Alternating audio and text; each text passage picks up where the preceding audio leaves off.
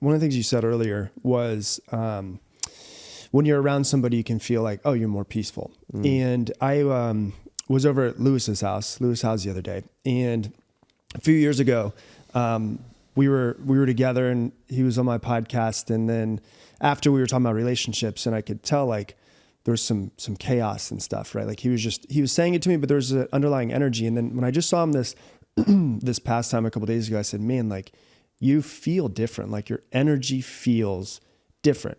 Not like there was anything wrong before, you weren't saying anything wrong, but like you just feel more peaceful in general. And he's like, yeah, man, I just feel more peaceful. Like there's not, it's not like everything in business was great, but then there's chaos in relationships. And I think that's a really big point that's interesting for me of like, I always hear that relationships have to be hard. And we had this conversation, Lewis and I, and I'm curious your thoughts on it.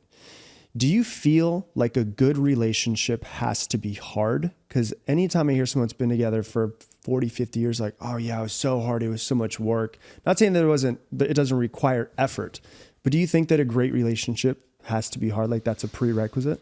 Firstly, it's so funny you say that about Lewis because I actually, when I was talking about that idea of going home for Christmas and, people around you notice you're more peaceful. Yep. I had Lewis in my mind. Really? Because we went to a mastermind last year and there was just a very similar vibe of people just really admiring the peace that the energy that he brought. Yeah. So it's so funny you had the same experience. That's immediately what popped into my head when you said peaceful. I was like, he's way more peaceful now. 100%. And by the way, when you see that, the first thing you ask Lewis is, what did you do? What have you been doing? Yeah. Yeah. So I'm not a lover of the phrase, when it's right, it's easy, because I think it can get applied in the wrong way. It can make us feel like there's something wrong if we're having an argument. There's something wrong if we're really butting heads over something. There's something wrong if we're struggling through something together. And there are, some of the best relationships I've ever known those people have struggled through some really difficult things together. And not just facing a challenge outwardly together, but facing a challenge towards, within them, right? The relationship. I suppose it depends on what kind of hard exists, right? If you goes back to the teamwork point, if you have two people who are a team and they're like, wow, we really don't agree on this, but I love you and let's figure this out. I'm really struggling with you right now, but I love you and let's figure this out. What can we do? And we both really are seeking to solve this problem together. That's one thing. But when you're in a relation, I was with Dr. Ramani last night, the world leading expert on narcissism, who just wrote a book called It's Not You. And I was moderating her book event here in Los Angeles.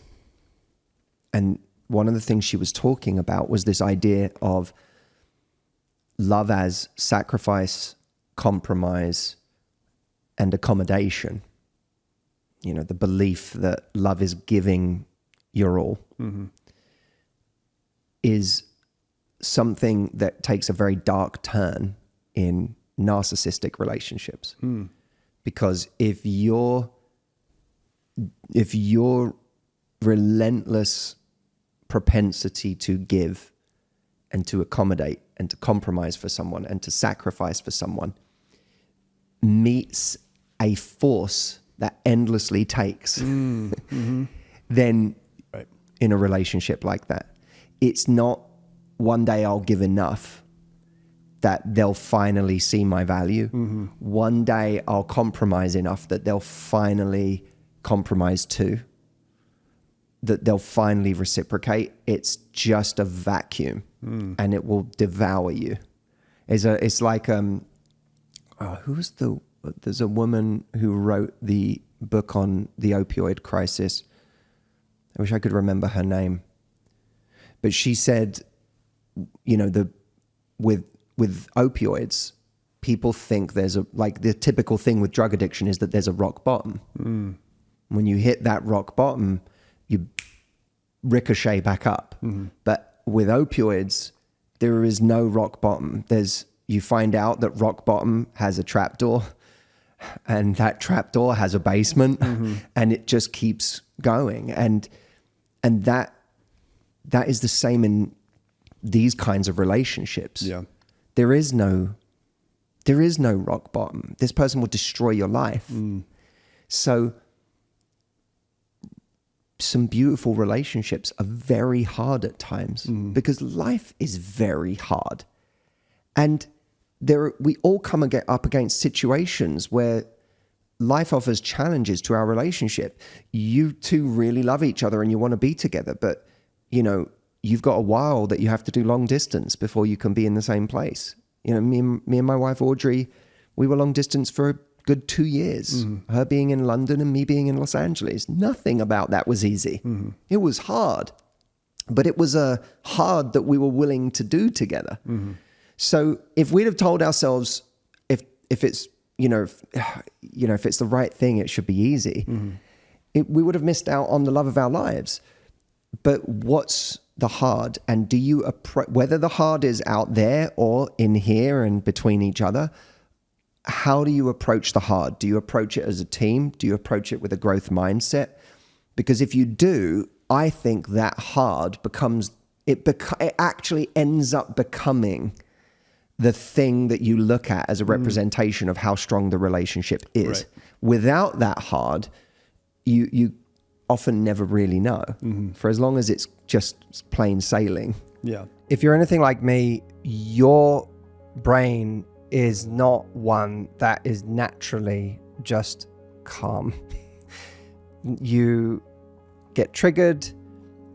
Life, if you're not careful, can turn into a bit of an emotional roller coaster. And then we become reactive. We make mistakes. We do things we wish we hadn't done. Not to mention, we just find that life is a lot less enjoyable. We feel tortured.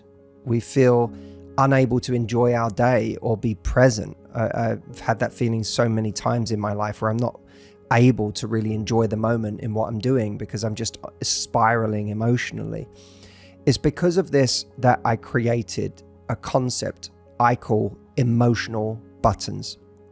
And this is more than a concept. It's a set of tools that I use in my life every single day. I couldn't be more passionate about this particular subject because it's one of the tools that I found most useful in my life for controlling my emotions and for being able to put an end to negative emotions when I feel them and bring about really positive, beautiful states.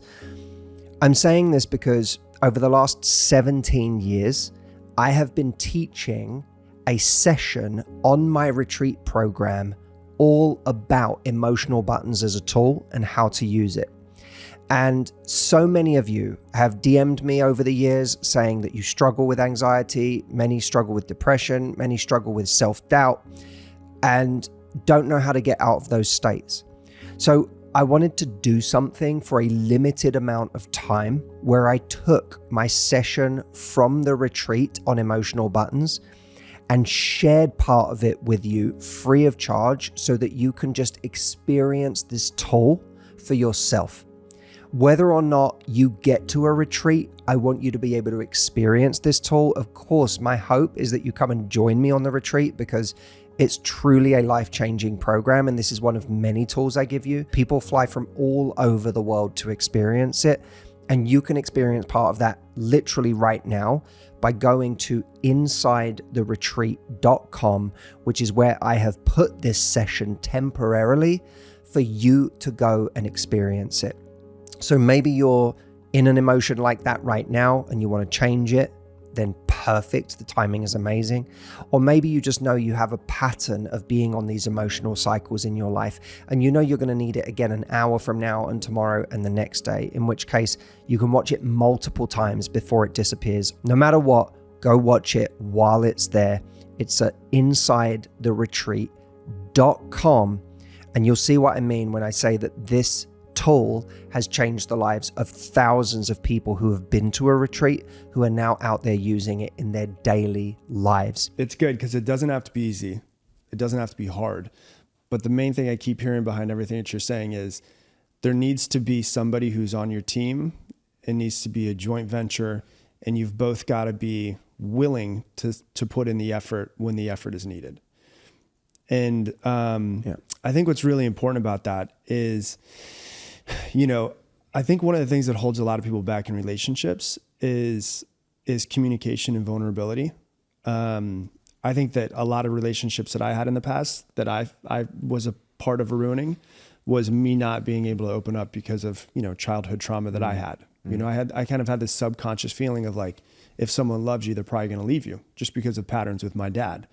And so that was something that I had to really work on with my wife, and being like, she's not leaving. This is crazy. Like but she loves me. She's still here. And it was like you're saying, it was like a repatterning of me, actually more than anything else, repatterning my nervous system to be like feeling safe in non-chaotic situations, which doesn't seem like you would need it, but I think a lot of people do need it. And I'm really curious your perspective on it with people who are out there. And I'm thinking specifically about someone that I know who is going through relationship problems. The husband emotionally cheated on her with somebody else, and they want to work on it, but they're still not opening up and communicating. And it's really interesting because they're married, but they're not getting themselves to a place where they can communicate, and they're not communicating at the level that they could communicate. And I think a lot of people are really afraid of being vulnerable, even with someone that they've been with for like 10 or 15 years, like thinking to themselves, but if they really knew me, like they'd probably want to leave me. Do you find that pretty often with people, even if people have been in relationships for a while, of like, if they only really truly knew me, they probably would leave me. And so there's like, you kind of know me 90% of the way, but you don't know that 10%. And I found that me communicating that 10% took a lot to get out of me. But we think someone's going to leave, and when they don't, you go, oh, holy shit, I am safe. Do you find that a lot of people are holding back in their closest relationships? And do you find if somebody really does allow themselves to go to 100%, that it makes them, I don't want to say the phrase lock in or last, because whoever knows what's going to happen, but do you feel like it makes that bond tighter? Well, I want to commend you on saying what you just said, firstly, Rob, because Thanks. That's really, really powerful, what you just articulated. And your audience is very lucky to have you in that respect, because that's a very healing thing, what you just said. And it's so honest, and it's so vulnerable, and it's so human. And it's that there aren't enough, especially men out there, let alone women, who are willing to say those things, not least in front of a giant audience. Hundreds of thousands of people. Yeah. Thank you. No, genuinely, that's really just impressive. Thank you. I had the same thing. Yeah. Your wife's giggling in the background. That's the best part. She knows this all too well. No, the truth is, Rob, I always thought I was a vulnerable guy. I never associated with not being vulnerable. I guess I would hear Brene Brown stuff and I'd be like, yeah, awesome. Hell yeah. Yeah, it's great. I think that it's taken me a long, long time to truly be vulnerable, both publicly and privately. I think I spent my 20s trying to feel like I knew it all, or at least trying to portray that image of knowing it all. Yeah.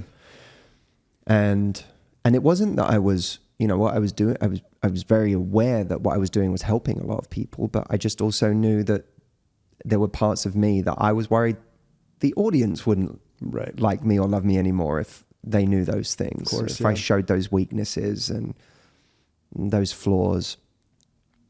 And I also didn't realize the extent to which I was doing that in my personal life. I think that I was always telling stories about myself and thought I was opening up when I did that. But we can all tell stories that make us look great. Of course, yeah. You know, like it's sort of it's kind of the funny thing about a lot of self-development, right? Is that our stories they're all a hero's journey story. Right, They're not a story of, I've got this deep, dark thing that I think makes me weak or pathetic or hideous. Yeah. And if I tell you, I don't know if you're going to still be here. Right. It's not that. It's always like, you know, I was struggling and now I'm doing great. Yeah, here's how I developed the habits that made me a millionaire or whatever it is that people say. Here's how bad I was back then. Yeah. It's always back then. Right. You know, so that's not real. That's not vulnerability. Right. That's I'm awesome. Mm-hmm. Look what I've done. Vulnerability is so much, vulnerability because it's scary when you do it. Mm. You don't know how it's going to go. Mm-hmm. You hope it's going to go the way you want, but you don't know. You're just allowing yourself to be seen. And that took me time. I remember it early on in our relationship. I remember getting, like at the very beginning of our relationship, getting jealous about something and picking a fight over it. I can tell you right now, Rob, there was no vulnerability in the way I had this fight. Yeah. It was just my worst side coming out. Right. It was me being judgmental and a little controlling and a little and just hot-headed and I look back on it and I'm just like, if I look back on that guy in that moment, it's just a scared person. Right.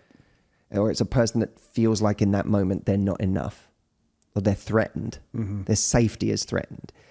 And God forbid you know any of that about me. Because if you knew that, you'd think I was pathetic and weak and ugly and, and yuck. And I don't want that. And by the way, I'd even had that in the past. I'd revealed something vulnerable in a situation just like that. And the irony is, I had tried being a little more vulnerable, and it backfired.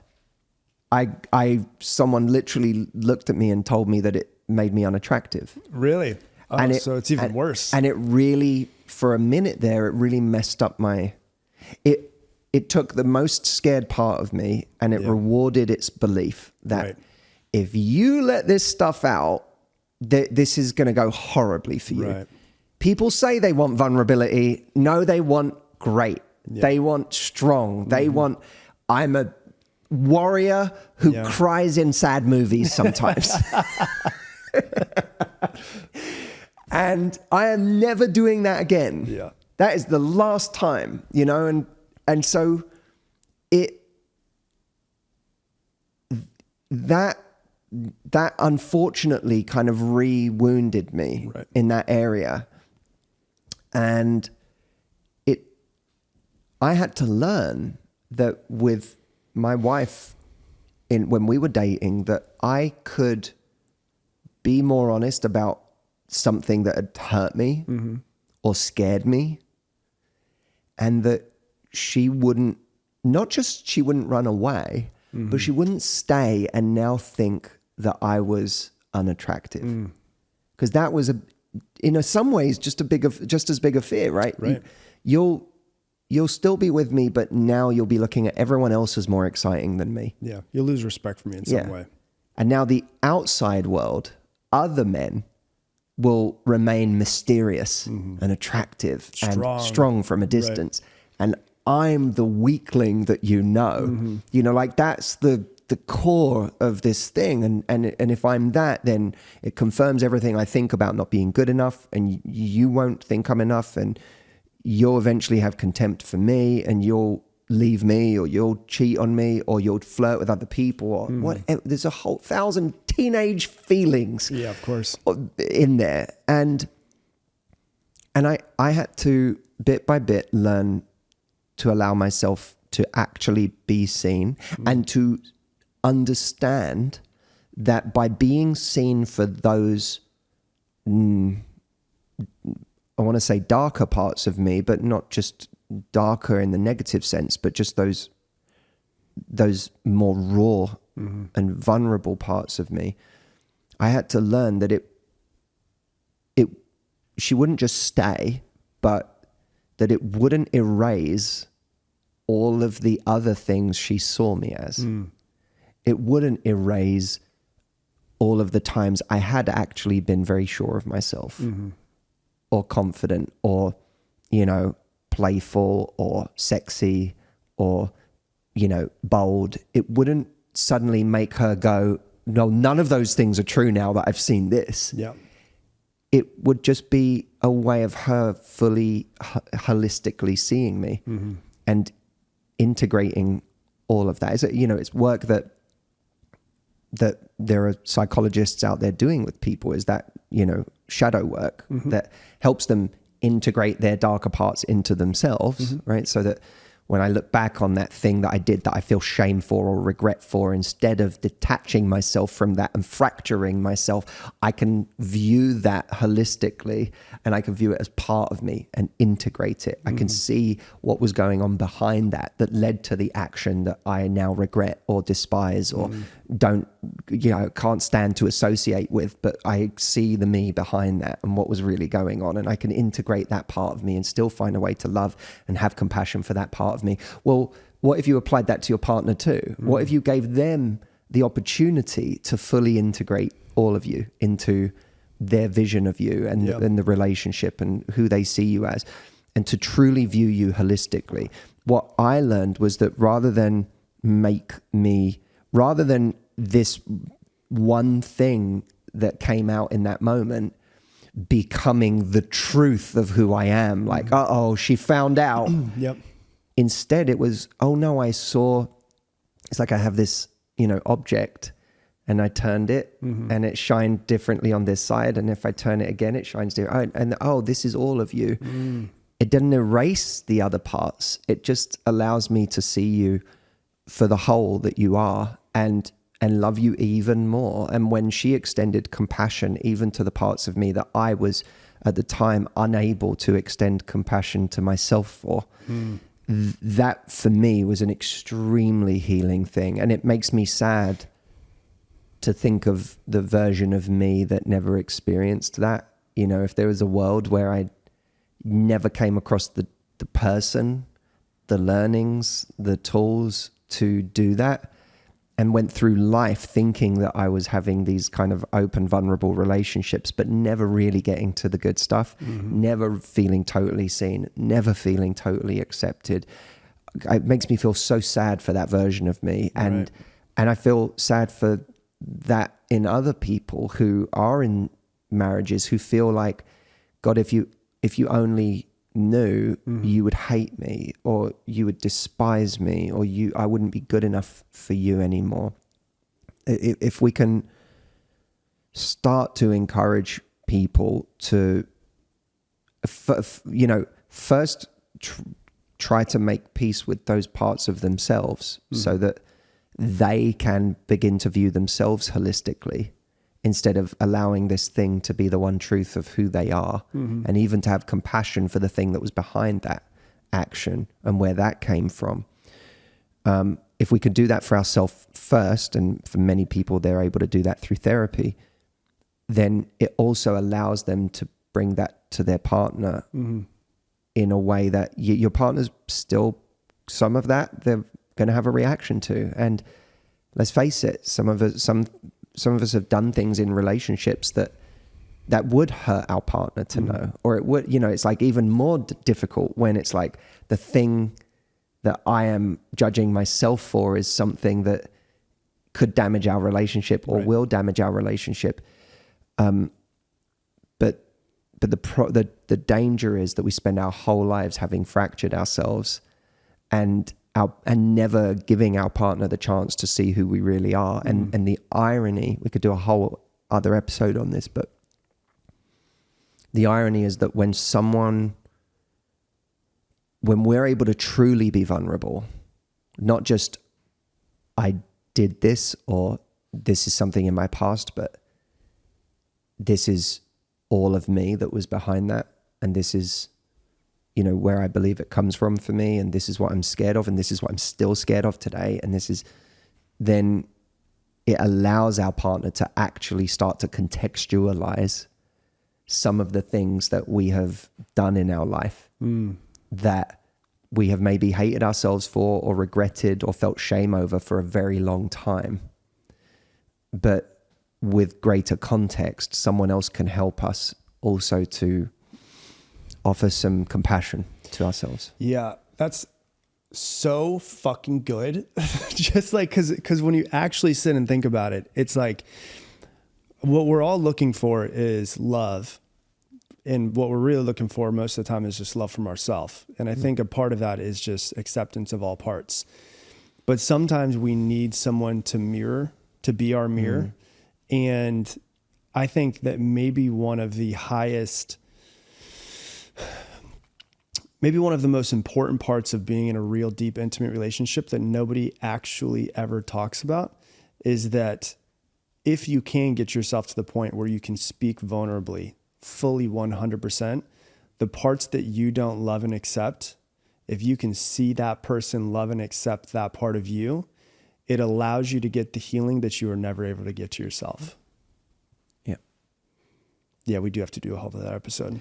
You're exactly right. That's exactly right. And really, all that person is doing is mirroring the kind of corrective relationship that has to happen within yourself, but they become a kind of representation of that. And it's, it's a bit of a chicken egg thing, right? Because we don't always have the luxury of having someone like that in front of us at this moment, which is where I think, therapy or coaching can be really valuable, because that can kind of be an interim before having found a relationship with someone that beautiful in spirit. But it can come, I think it's one of those things that can come from either direction. You can start from the inside out. You can offer yourself the possibility of it happening from the outside in, but you can't give yourself that opportunity unless you're prepared to be brave in the first place. Yeah, we're going to have to do another episode, everybody. Thank you so much for listening, everybody. And don't forget, if you are struggling with the things that we have talked about in this episode, the session that I'm sharing with you on emotional buttons is one of the great master keys to overcoming that. The tool that I give you in this session is something that I use every single day of my life. I cannot stress that enough. And it has helped so many people that I've taught it to. You can get it by going to insidetheretreat.com, which is where I'm sharing this session. So make sure to go and get it now while it's there. Insidetheretreat.com is the link. Thank you, and we will see you next time.